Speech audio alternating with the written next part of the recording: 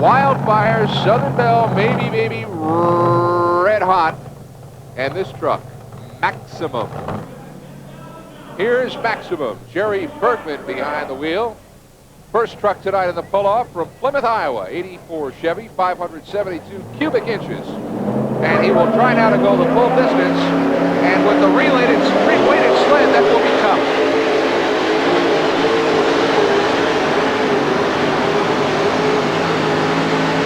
Different tune in the pull-off. Did they reweight the sled? The box is already up at the top, and they did it in a hurry. Wow, this is one of the two Chevrolets, 4 Fords, 2 Chevrolets qualified for this pull-off. Now, that might not have looked like a great pull, but it may be good enough to win. Well, very possible, Ken, and he knew when he went to the sled that there's reweighting it. You know, it's going to be heavier. Here's Red Hot, Gary Selin. He qualified 2 trucks for the pull-off.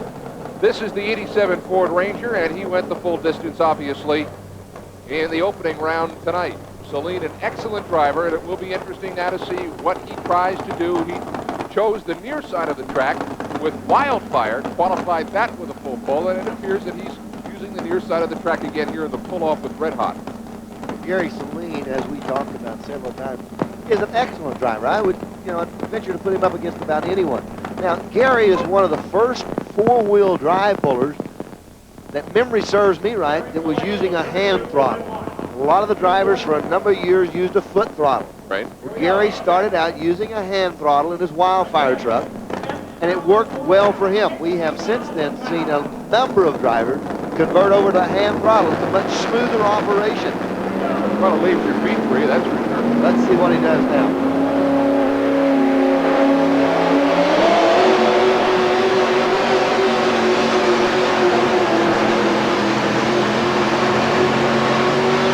Mike, a good pull. It will beat the 155 that Maximum did, but he did not come as close to the line as he did in Wildfire in the preliminary run. If it did, in fact, beat the Maximum truck, I'm guessing, but I think he did. It's going to be just a matter of inches. And I feel like he did, too. They bumped it up just a touch. Well, here is Maybe Baby, who was a big definite in the first round tonight. Now in the pull-off, will try to go farther than 157 feet and 7 inches. This is Wyman Travis. Wyman and his wife, Loretta, qualifying for the Wyman Travis in the pull-off.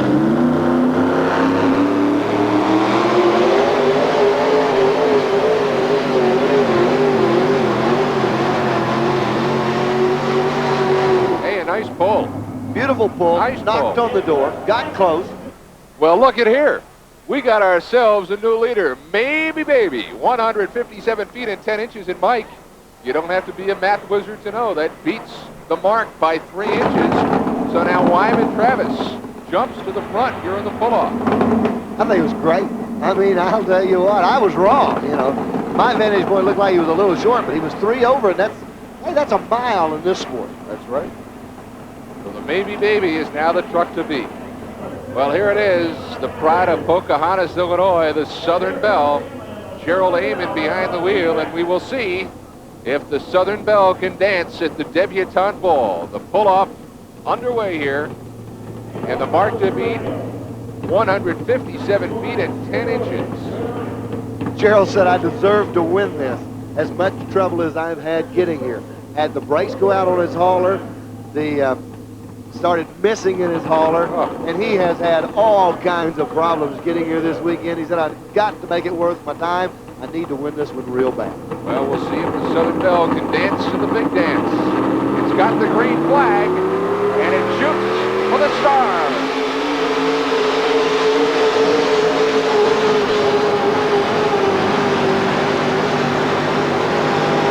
Mike, I'll say that's going to be close. It's going to be real close.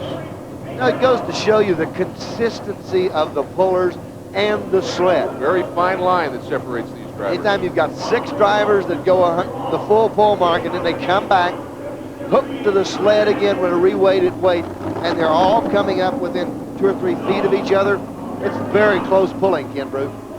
Well, not quite enough for the Southern Belle, 154 feet and 3 inches. The Southern Belle will curtsy and move off the stage. The Wildfire is Gary Selin's last kick at the dirt. Red Hot did not equal it in the preliminary round.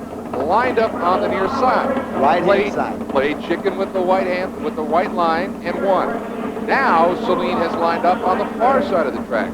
Why would he do that? He has seen that the left-hand side of the track probably getting a little more packing than the right-hand side. Maybe the right-hand side of the track, there's been more pulls going down it since he qualified for this. So he'll go all the way to the left. Far side of the track, he's seen the packer go down through there maybe more time. He's watched all of these things, took them all into consideration. You can bet that right now that is the place to be on this track. He's got the green flag. It is at Selin's discretion. He must go 157 feet and 10 inches, and here comes the wildfire.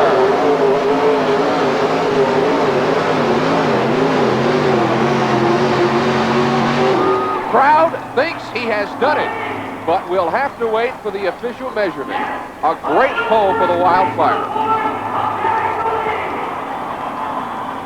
Gary Selin needed a drive of at least 157 feet and 10 inches to tie.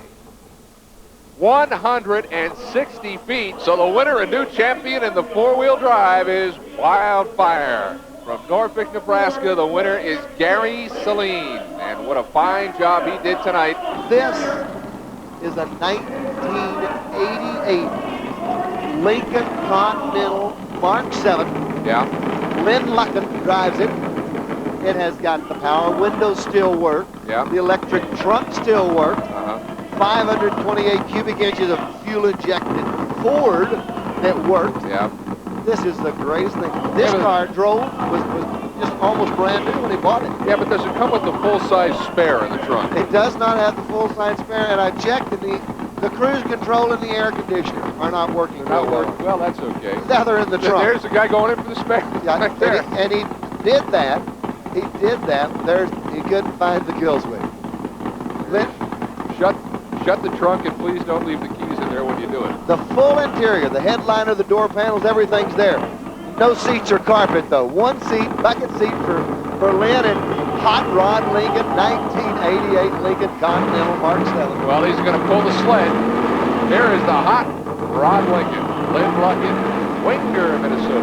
This is great. I mean, this is just great. Look out. Oh, he's in a hurry. Oh, my. Oh, man. You will never, ever see another wheel-standing, sled-pulling Lincoln Continental. You got that right. Oh, my goodness.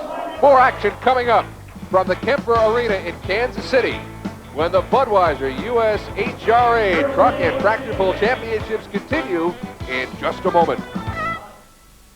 It is time for the 7,200-pound modified tractor class tonight. We have got a lineup deluxe. And here to get the festivities underway is Totally Awesome. This is David Geiger, Allen, Nebraska, and here he goes.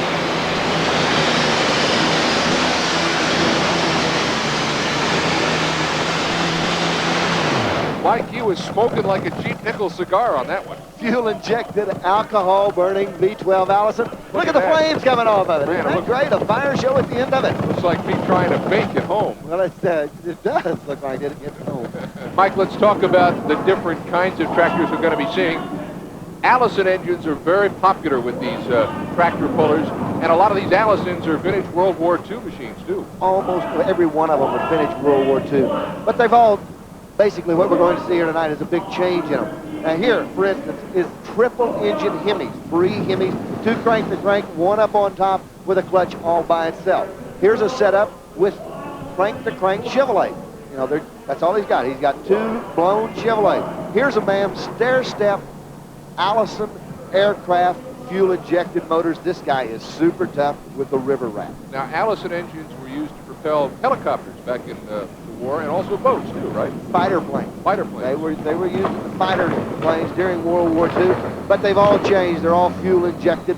They're some turbocharged and fuel-injected. Here's a set of stair-step Chevrolets. There is absolutely, Ken, no restriction on the motor. You can have 1 engine and run against this man with 2 engines or 3 engines or even double Allison. It is the weight bracket only. It's 7,200 pounds. It's got to add up to 72 no matter which way you slice it. Well, warming up is the Tom Cruise of tractor pulling. This is Top Gun. And I mean to tell you, this guy is all business. You know him, don't you? You know him real well, don't you, Mike? Ron Warschkow, Top Gun, 2 V12 Allison, set on about a 45-degree angle. Each one of them's got a clutch. Then they go a gear drive into the drive shaft and rear end. Complicated setup, but such a sweet machine. Well, here's an illustration of what you were talking about. 2 engines here. Some other tractors have 1, so he obviously has to lose weight from someplace else. He has done that with a space chassis, and also gives up the situation of movable weight on the back of it. We see 4 weights on the back and 2 weights on the front, and sometimes it's a little hard to balance like that. Now look at all the multitude of the gauges sitting between the motors. He's going to be a busy man as he goes down the track, and very seldom does he ever get the chance to read any of them. Waiting for the hook, and again, just like the 4-wheel drive trucks, 2 hooks, 1 safety. There's the safety hook. That'll be the kill switch if something doesn't go right. It'll just shut the whole thing down, but that is not what is on the mind of Ron Warschkow tonight. He wants to go the full distance with the sled in tow behind him. Well, there's a good shot of the fuel tank. Both fuel lines coming, both sets coming off each motor, each individual motor, and always goes to the back before it ever gets power. Watch the tire speed, over 100 miles an hour.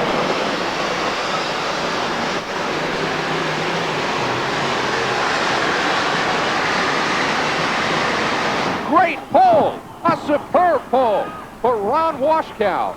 A little flame to burn off the excess fuel, but a superb pull, Mike. I thought it was a good pull, but he had a motor problem. The left motor did come to life. You know, it had a miss in it. We were seeing hearing a backfire or a flutter in the engine. The Top Gun, full pull, 190 feet. He is now the mark to beat. Wayne Longnecker behind the wheel. Cambridge, Iowa, his hometown, and like so many great tractor pullers, he drives with Allison engines. A pair of them. I would venture to say this is one of the absolute toughest tractors in the country.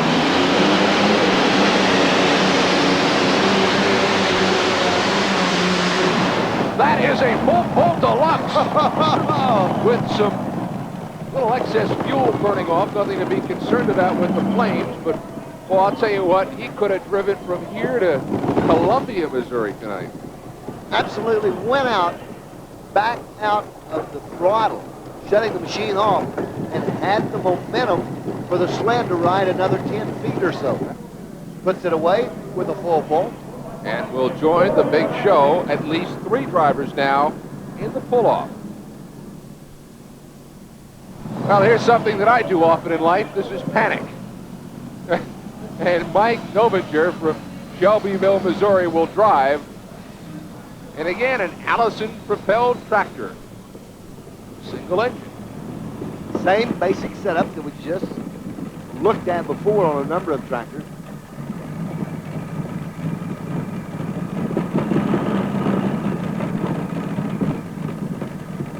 It's a single Allison alcohol injected.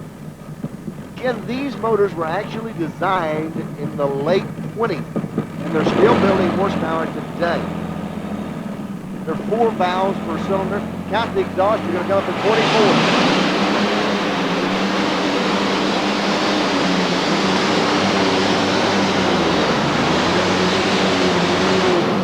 24. I think what we saw there, Mike, is because you really don't have the real big horsepower, he tried to get as much accomplished early in that pull as possible because he knew by the time that box topped out, he was a dead duck. Very good observation, Ken. That's exactly right. There you see the excess alcohol burning off the clear fuel. The Earthquake. Kind of a stair-step type of an engine alignment there, but all 3, I guess, are timed in, sequenced in. Is that right? They end up at the same place. These aren't at the end of the track, right? aren't Aries. These are just cast iron Chevrolet motors, but they're really good. The 2 lower motors in this stair-step situation are hooked crankshaft to crankshaft. The upper motor up on top runs through a clutch and a gear drive situation all by itself. The bottom 2 into a clutch, the top one into a separate clutch, then into a transfer case, and a drive shaft back to the rear end. And it makes for a wild ride and a lot of horsepower. John McManus needs the ride of his life, a full pull, to get into the pull-off. He waits the green flag and has it now. This is the earthquake.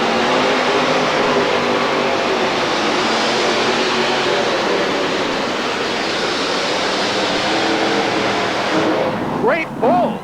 Zinged it out to the... Actually, Mike, I think he kind of laid off it there towards the end. He saw himself drifting to the left and figured, well, I'm going to go the full distance. Don't need to let it all hang out, and had himself a nice pull. Well, he had a beautiful pull, and he drifted to the left. Tried to stay off that brake. You know, you hit those brakes, the momentum goes down on it. It will really hurt you once the box is up on top of you the way it was. The earthquake into the pull-off with a 190-foot full tilt pull-off. We have 4 that have gone the full 190 feet. The earthquake, River Rat, Flying Hemi, and the Top Gun. Ken, this tractor, the Alley Cat, joined them. This is L.G. Cooper, Atchison, Kansas. He's got an Allison engine too. Mikey said he found it brand new out in Los Angeles. Made for World War II, never needed in the war, sitting in a spare parts, a surplus store. He said, hey, just what I'm looking for. Buys it brand new. There was just a large number of these engines after the war that were laid around in different places. And several of them set up in Cosmoline. They were also, after the war, used in race boats. They were used in the oil field for quite a bit. Tractor pulling found them, and now they're getting kind of scarce. The Alley Cat, L.G. Cooper. Here he goes.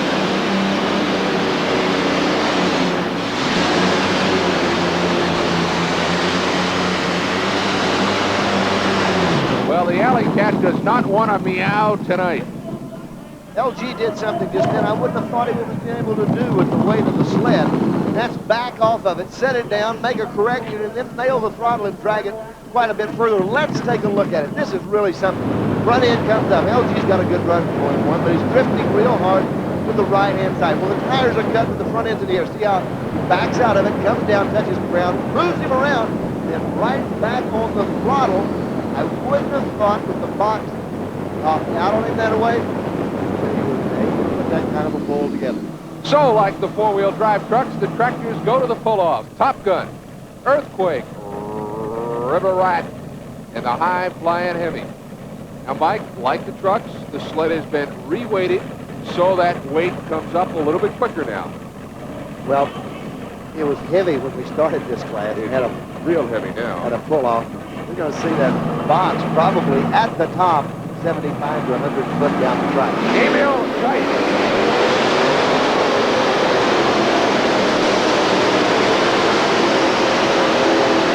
And that ought to give you a great indication. In his first pull, Emil Geis goes the full 190 feet. And I would say he went a little more than half of that here. Yeah. And Ken, he had a great run. He did. Was nothing wrong with that run. That could still win it. You don't know. Oh, he is the first one out of the chute here in the. Wow, I didn't know how close that was to reality. He went 190 his first time, and now only 118 feet and 6 inches for the Flying Hemi. They have really re-weighted the sled, and the next guy that will discover that will be the man behind the wheel of River Rat, Wayne Longnecker. There's Wayne, waiting for the sled to be hooked on. But he had a nice pull the first time. Could have gone longer than 190. So perhaps that will come into play here, the River Rat. I think we're going to see a tremendous pull. We're going to see what kind of horsepower he builds.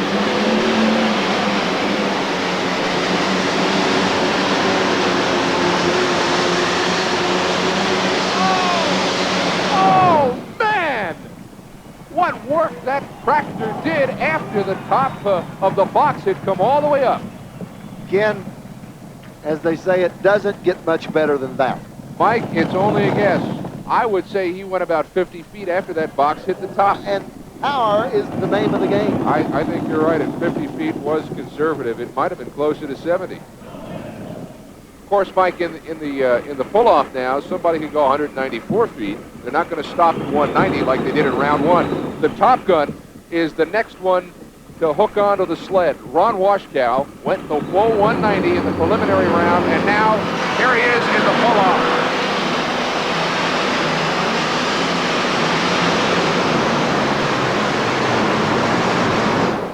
Nice work by the Top Gun, but it will not come close to the 183 feet and 11 inches turned in by the River Rat. 145 feet and 4 inches for the Top Gun tonight. 145 and 4. Well, can you feel the ground rumble? Can you feel the chair sway that you're sitting in? If so, it may be because backing into the sled for his crack at 183 and 11 is John McManus and the Earthquake. And he did make the Earthquake with his first pull tonight. John McManus loves that tractor he drives, has the 3 engines, the 3 stair-step engines that we talked about earlier, and he really knew how to make them work the first time. Now he will go after the mark set by the River Rat. Boy, that when he goes after it, it's a good statement, because he's got to go a long ways to get after it. Like 183 feet, 11 inches. The back motor has not fired at this time. He didn't fire the back engine.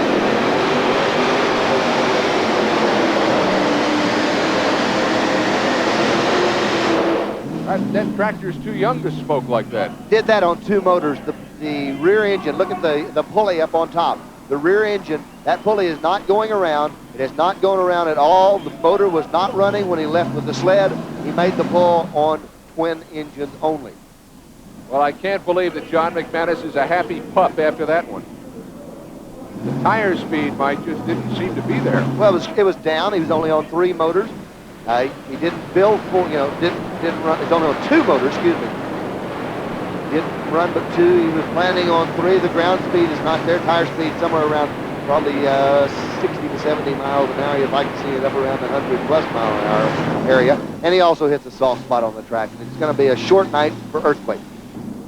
Here's our winner. He did it all tonight. Wayne Longnecker in the River Rat, 183 feet and 11 inches, and what work tonight by this man at the pull-off. Super. The River Rat, the winner tonight in the 7,200-pound tractor competition. Now, speaking for my partner, Galloway, and our producer-director extraordinaire, Tom Williamson, this is Ken Brew, reminding you that this has been a presentation of Bud Sports, aired through the facilities of ESPN. So long, everybody.